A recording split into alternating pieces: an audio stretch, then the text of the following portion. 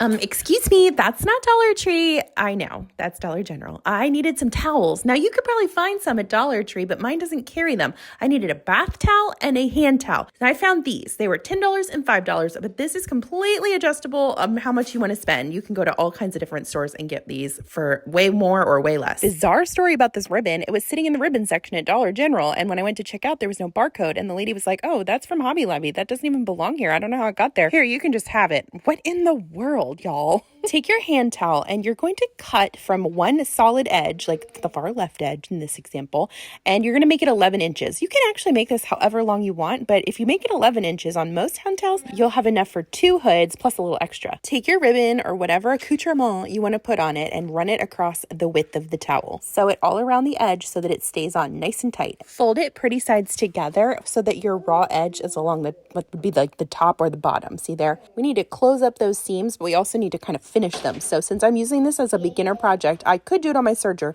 but I'm going to do it on my machine using a zigzag stitch so that you can do it too if you don't have a serger. I ran that zigzag stitch all the way down and then I backed it up so that it stays on nice and tight. Turn your hood right side out and it'll look like this. Make sure to try it on so you can look like a garden gnome. Take your bath towel and fold it in half along the long edge and find the middle and clip it. The middle of your hood is going to be marked by the seam that you just sewed, and then you're just going to attach it pretty side to pretty side along the top edge of your bath towel. See that part right there that's kind of chunky? You're going to need a heavy duty needle to sew through that. I would get a jeans or a denim needle, 100/16. Take your time on this step. That piece is going to be a little chunky. Then stand up and check out your handiwork. Look at that hooded towel. Perfect for a baby shower or a gift for a friend if you're going to a pool party, whatever, man. But wait, there's more. Remember that cute market bag we made out of dish drying mats? Why don't you put the towel in there? Oh, now we're kind of making a gift bag, so let's add some more to it. I had a small strip left over from those hand towels when I cut them in the hoods that was exactly the size of a sunglasses case. So I took a placemat from Dollar Tree and some of that ribbon that was from Dollar General that was actually from Hobby Lobby and whipped it up into a sunglasses case, which I will